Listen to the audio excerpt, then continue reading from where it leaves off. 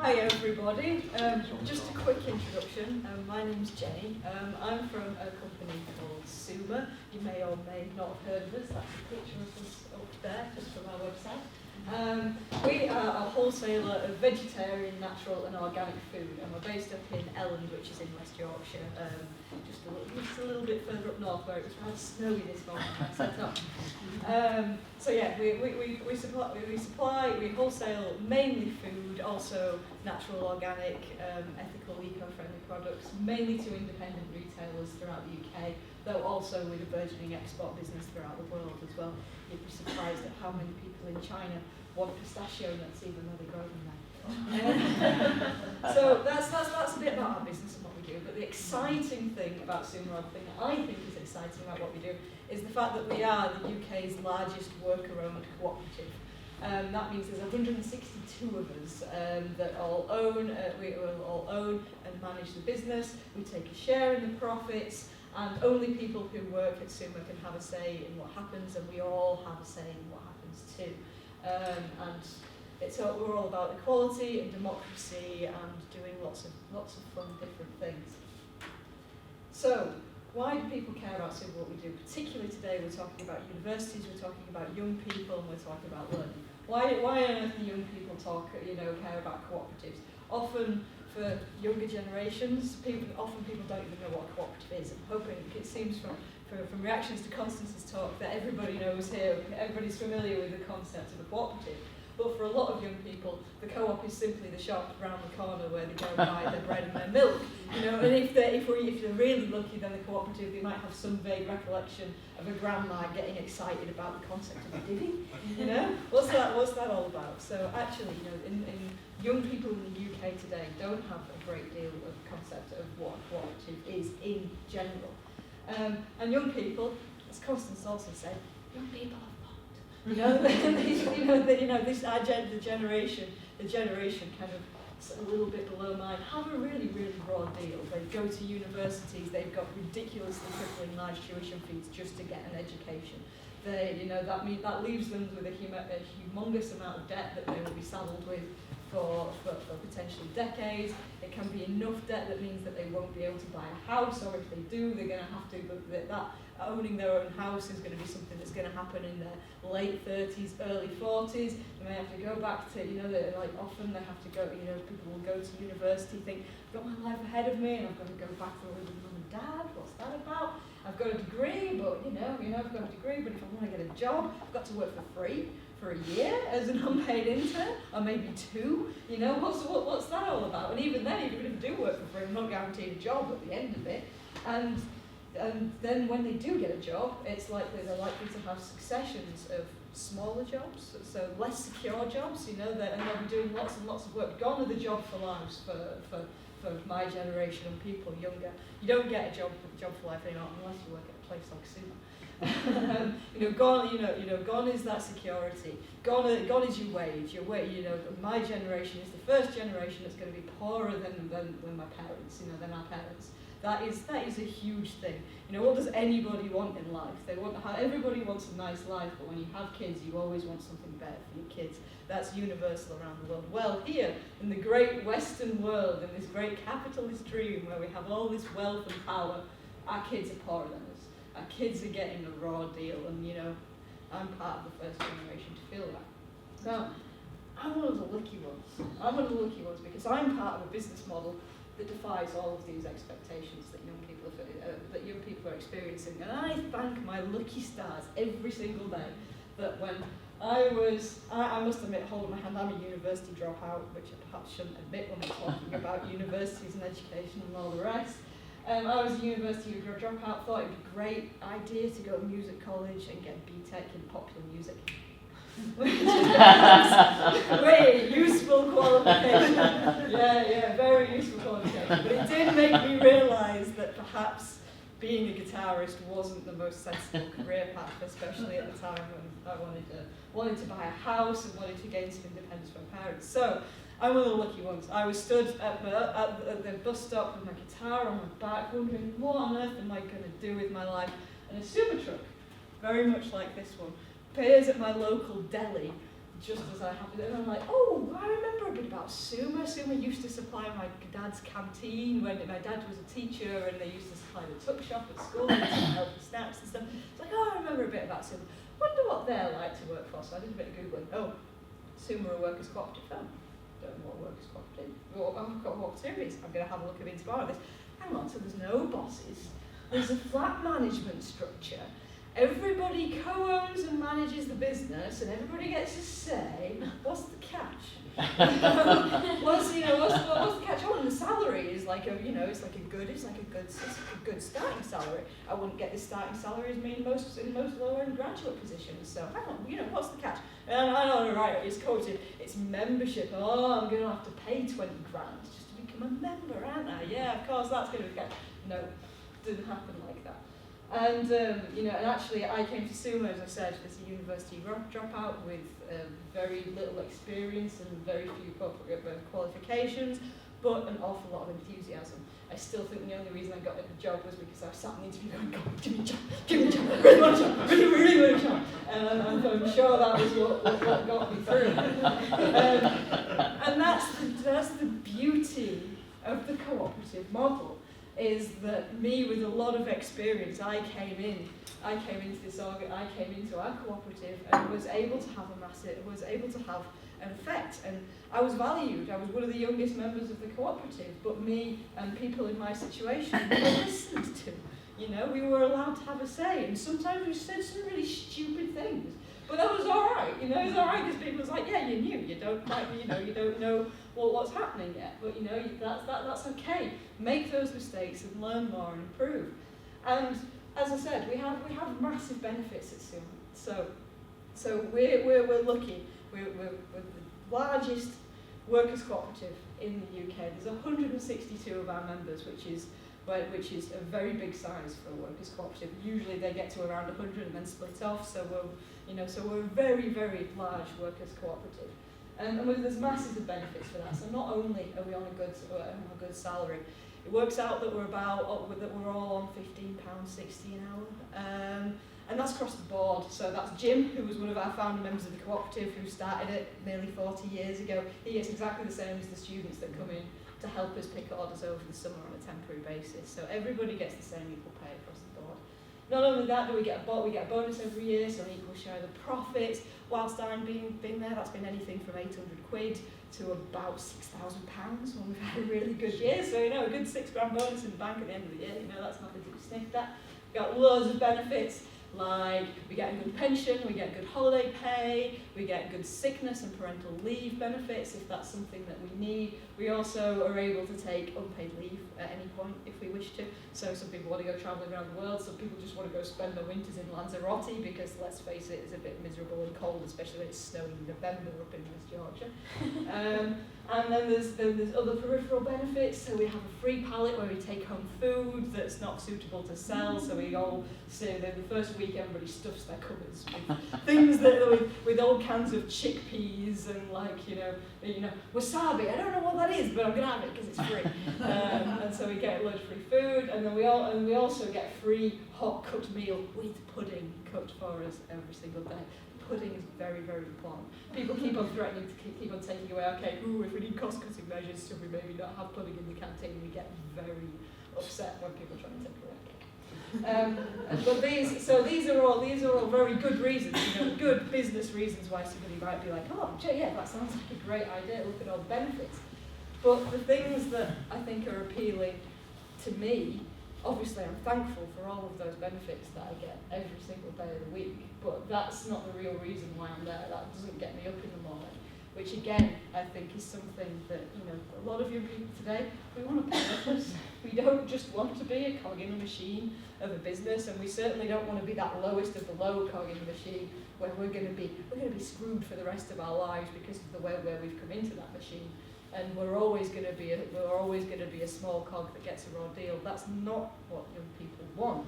What young people want is a drive and a purpose, and also the experience to do things. I mean, Suma is a fantastic place in terms of experience. So again, university dropout with very little experience and qualifications.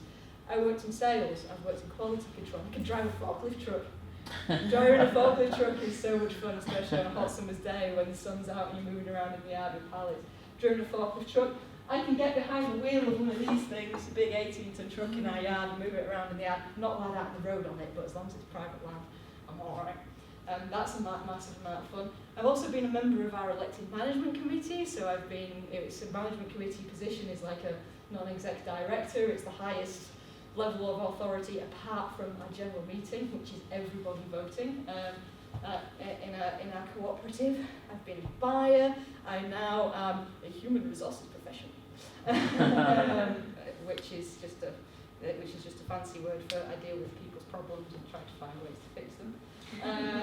I also move a lot of boxes, and I've had masses and masses of work experience, which is enabled by our equal pay and multi-skilling policies, because equal pay is massively important, because how do you decide on someone's wage if one day they're picking boxes in the warehouse and the next day they're being your financial director? How do you have differential pay with that? But actually the equal pay opens you up to massive amounts of opportunity. And also, we also say that most of the jobs at Suma are pretty boring if you do them 5 days a week. Nobody wants to do the same thing, sat behind a desk or in the warehouse for 5 days a week. But actually, when you multi-skill and you mix it all up, it makes for a really exciting and engaging work environment. Sometimes, especially when you're in personnel and you've just had enough of listening to people whinge, it's really nice to go with a few boxes.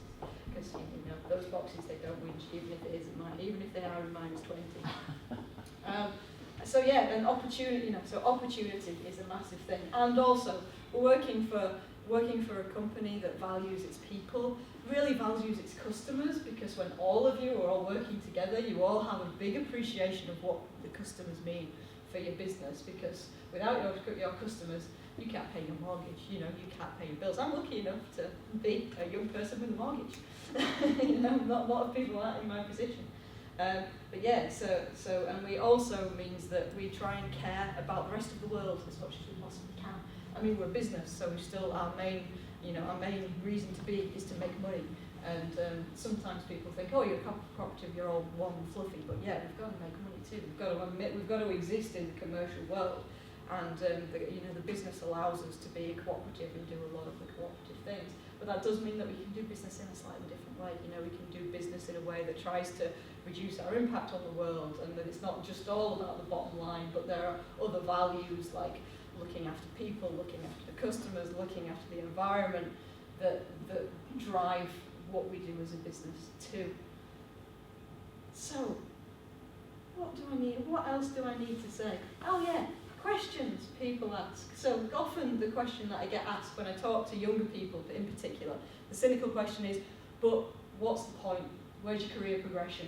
There's no, I can't see what, you start here, how can you not climb a ladder? I've got friends who are like, yeah, but you're never going to get promoted, you're never going to get a better job. It's like, yeah, well, for the last 9 years, I've got 5% year-on-year pay increase. And have you got that with any of your promotions?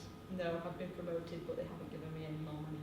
Oh, I've got lots more responsibility and nothing more to show for it. And actually, again, the opportunity makes up for that. I've been on BBC Breakfast. I've spoken to Radio 4, to Radio 5. I've been to Ghana to go visit chocolate farmers, which was I would not have got that had I been climbing a career ladder in another organisation. And and I think that for me and for a lot of other young people, experience and opportunity can be much more than those kind of financial rewards, although we all, financial rewards are important because we all need to earn a living. And the other question people also ask, again quite cynically, is, yeah, it sounds great, but does it work? And it's like, well, Suma, we're a prime example. We've been going for, next year is our 40th anniversary as a co-op. So we've been going since the 1970s, and yeah, we were started by a bunch of hippies, who got together, wanted to sell some Whole Foods, realised the gap in the market up north, and they got together and founded this cooperative, and it's been going ever since. We've grown every single year. We have experienced growth in our entire 40-year history, We went from a business of a turnover in our first years of a few £1,000s to now turning over somewhere in the region of £46 million every year. I said there are 162 members, so the members were the ones that co-own and share the business, but we employ lots of other people as well, mainly on fixed-term contracts, mainly because we've been behind on recruitment and the business has been growing and we haven't had enough chance to do our membership recruitment to keep up with that, but we're a massively successful business. And everybody says, well, yeah, but how does it work? You've not got no bosses, you've not got any decision makers. And it's like, well, yeah, sometimes decisions take a little bit longer, but when we reach a decision, it's a good decision. And like we were mentioning earlier about what about the external markets? How does this work in the real world? Well, cooperatives are a really safe business model. For every 5 businesses, standard businesses, 1 will succeed out of every 5 new businesses that are created. Cooperatives, out of every 5 new cooperatives that are created, 3 will succeed. So that's 3 times the success rate. 300% cooperatives are more successful than standard businesses. Basically, because the more people that you get involved in anything, the more brains that you get on anything, the more people care about the thing that you're trying to do, the more of a success it's likely to be. In this country, we put that entrepreneur up on this pedestal and be like, oh, look at this entrepreneur out there, a wonderful, amazing person. But for every entrepreneur that makes it, there are 5. There are another 4, that don't succeed. But actually, if instead of just being that one lofty entrepreneur on their own, what about if they worked together with other people? Wouldn't that make more of these things succeed and make a more stable economy, make an economy where more people feel represented, make a world where we all maybe feel a little bit better about ourselves? Getting a bit fuzzy now. getting a bit emotional, big picture. But the thing is, it does work. And often co-ops are quite difficult, as any businesses to start up. And as any business is getting off the ground is difficult, but if you can get through those first few years, then a cooperative model is going to probably see you through quite a lot more securely than a standard business model is. And so I'm talking about what I'm a member of a worker cooperative. We've got other cooperatives, consumer cooperatives represented here today. Constance is a worker cooperative and helping out other people set up their own cooperatives in their own different formats. And there's all sorts of different things, especially for young people as well. It's not necessarily just about employment, but it's also about the other opportunities that people have. Cooperatives are all about power to people, and when people get together, they can do amazing things. Don't know how many of you know about housing cooperatives, probably a few of you do. But housing cooperatives are where groups of people get together to co-fund living accommodation. They often renovate accommodation that isn't livable, but they can get together and then they can offer accommodation at good prices in a community spirit where there's support, if people are struggling and things go wrong. For young people trying to get on the property ladder, housing cooperatives are a wonderful thing. There's also buying cooperatives. People can pool their resources together. Like we have a number of individuals that might come along to Suma and they can't buy from us as an individual, but if they get together they can come along and they can buy some food and they can get it at a wholesale price instead of a retail price. And so when people work together, amazing things can happen. And that's pretty much all I want to say. Anyone got any questions?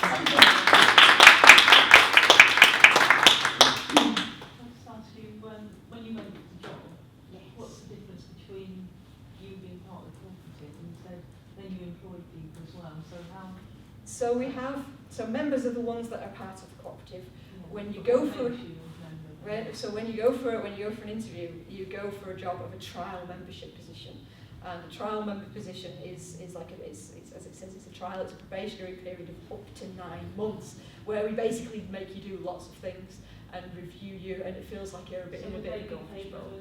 They'll get paid exactly the same as a normal member. So they get paid £15 an hour because the business yeah. Yes, yeah. So and then we have some temporary workers as well. Some of our, well, I say temporary, but they're more fixed term workers who come to help us with our seasonal ups and downs. Recently we've been having them all year round because we haven't been able to recruit enough members, because that takes a while, because because it's quite resource heavy, and the business has been outgrowing our ability to recruit. But again, even our temporary workforce are on the exact same wage rate as everybody else. And do you really have to assess those people, that they've got the right sort of That's what the 9-month trial membership period is for. It's basically long enough, and to become a member of our cooperative, 75% of the existing members have to vote for you to become a member of the cooperative. That's how it works, and the trial membership process is designed to make it so that you can show all the things that you need to show to everybody else for them to say, yeah, okay, I feel happy with you. So sometimes you have to let people go then. Sometimes we're quite careful with our recruitment, so it's very rare that we lose people. In our last round of recruitment, we lost quite a few people, but that was in very unusual circumstances, and often I think it was because people figured out that it wasn't quite for them, rather than it being our processes. But that's another reason we have such a long period, is that cooperative working isn't for everybody, certainly not in a large co-op like us, and the trial period gives people a chance to feel out whether it's going to be right for them or not, as well as if they're right for us. Thanks for the presentation and all the enthusiasm and the educational lift that gives us all. A few years ago, not that many, I don't think, one of your colleagues came to Nottingham and gave us a similar account, but they're in the process then of installing new computer systems. Yes. But it felt like that wasn't, you were buying a system and then everybody was going to have to be subordinate to the system. It felt like you were there was a process where you were shaping the way that so the computer was going to serve the needs of the co-op rather than the co-op becoming a servant of the computer. That was the theory. In practice, IT systems are hideously complicated, and we think we had finally admitted that we've bitten a bit more off than we could chew on that one. So now we are buying off-the-shelf computer systems, so the IT is still ongoing, but the principles are still the same, and actually that process has been taking longer than it should because we all have a voice and all have a say, and so if we look at something that the system can't do, it's like, well, that's a bit rubbish, we need to be able to do it now. So yeah, we still have some of that input. Has anybody in Suma looked at this platform co-op business that's going on? Yes, we have quite a surface level understanding, and it's something that's very interesting to us on a kind of wider co-op level. But yeah, the kind of the things that are available with the platform technologies are very exciting. Me and Constance were having a conversation earlier about the opportunities for co-ops. I mean, things like Uber, the obvious example is where all it is a piece of technology. Once the idea for that technology is out in the open, people can potentially come together in a cooperative setting and make a much more fairer system out of people. The problem with the technology tends to be, I've done a bit of I've been involved in some IT stuff. With platform stuff, security is always the big issue. So often it can be quite easy to chuck platforms together and do a bit of coding, but... So you won't be watching this conference in New York at the end of the month then? There is... It's now, is it? Yeah. Well, you can get a report from Stir magazine. Johnny, the editor of Stir magazine, is there at the moment, and he's definitely going to write a deep article on what was discussed there. Because that was fabulous last year. Looking at it remotely, I wasn't in New York, but looking at the recordings, it was really exciting. Yeah. It almost feels like we just need people to take a lead on it. And again, funding is an issue.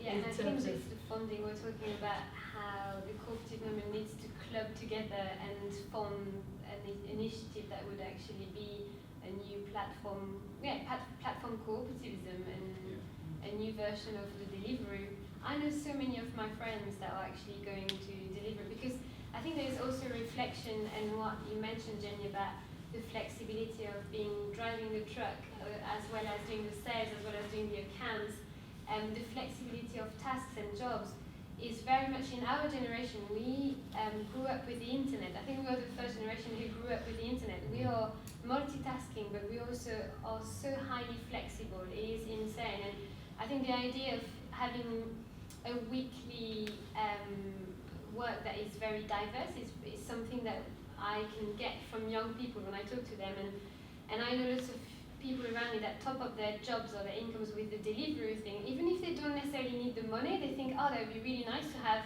some cycling around and help, like, you know, meeting people, just delivering them food. And I was thinking, this is the future of work, and cooperatives need to tackle into that. And I would love to, for my work to be not only doing the campaign and education, but also why not having a physical activity that is about delivering or helping some,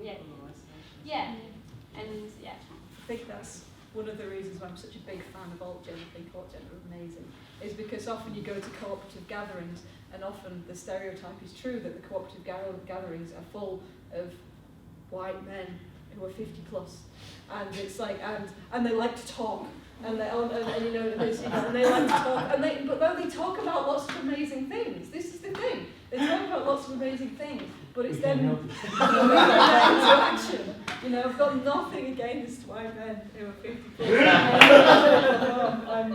Thank you for that. Yes, I mean, the cooperative. I mean, this is why Altgen are so exciting, because they're a different voice who are being proactive, and we need to take it out of the sphere of talking and into the realm of doing. But going back to that software thing, does software need to be complicated and the realm of a certain sort of younger white men, or could it be something? Because I was saying this because there's a conference next week from a group of people that set up to try and set up human-centered systems in the 70s. So you subordinate the technology to the purpose. So you define the purpose, and then you shape the technology. And I think don't that's how think it we should. always starts. Yeah. Sorry. I think that's how it always starts, and then what happens is as it evolves over time, the technology begins to take over. That's the kind of. But should it? I mean, I'm not sure it needs to.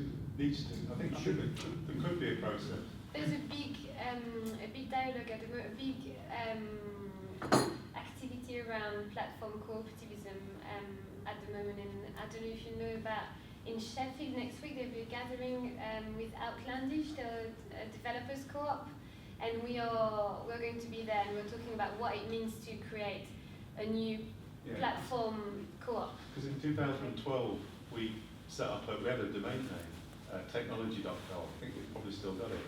I got technologists together, and they ended up saying that they needed a dictator. We needed a big benign dictator. We're on the end of the conference, which is very good. And we're slightly overrunning, so Thanks so much. yeah. So I'll introduce